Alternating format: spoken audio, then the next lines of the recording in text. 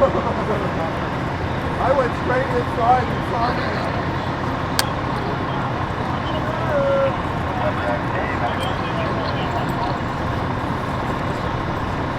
It's over here now.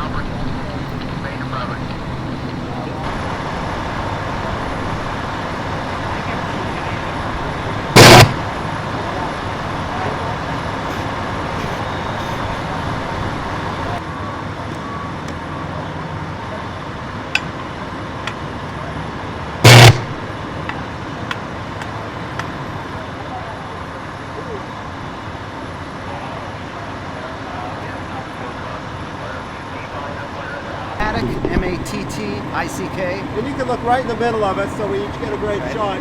Tell us what's the situation today, sir. We were called here at approximately 13:38 this afternoon.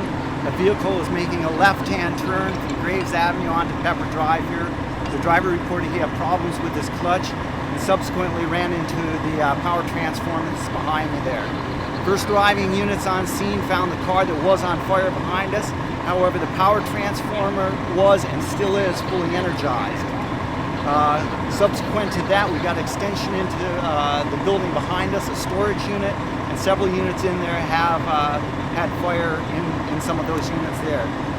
Again, with the power still on there, we were unable to apply water to the fire itself, but we were able to knock down the fires in some of those adjoining units behind me. Okay, take a break. You okay? Okay, tell us about the interior. Tell us about your attack on the interior. Well, right now what we have, I believe, is about 4 units on the interior that are involved.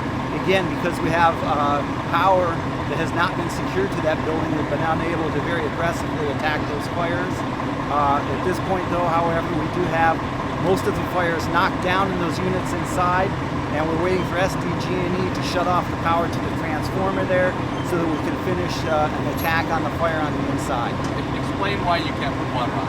Well, of course, the reason we can't put any water on the fire is because with that charged transformer behind us, we don't know exactly how far that power has gone. It may very well extend it into the units behind us, and for that reason, for the safety of the crews inside, we're unable to put any water on that fire. Wow. And as you can see behind me, that transformer is still charged from time to time. You'll see some arcing on that. SDG&E is on scene here and has told us that it will be approximately another 10 to 15 minutes before they're able to secure the power to that transformer. Once we're sure that that power has been shut off, then we can go ahead and continue with extinguishment on the interior and work towards some overhaul on that. Now, the guy who drove the car said that he got out of the car, but he went back in the car 2 times. Tell us how lucky that guy is. Well, he's very lucky because, as you can see, that power transformer behind us is still energized. So it's possible that when he was in his car those couple times there, typically a lot of these circuits try to cut themselves off initially, but then sometimes they try to re-energize. I'm not fully aware of the electronics of how those all work, but you can't be sure that they're shut off until SDG&E tells you that they are in fact shut off. So if you're stuck in the car and your car's on an electrical box and you're on fire, what do you do? Well, it's best at that point just to stay in your vehicle.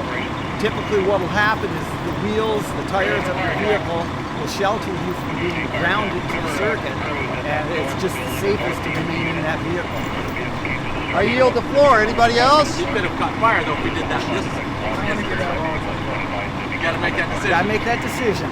Yep. How many units responded? At this point, we have a second alarm on the incident here. So at this point, I believe we probably have about 10 or 12 units that are on scene. No injuries? No injuries have been reported at this time.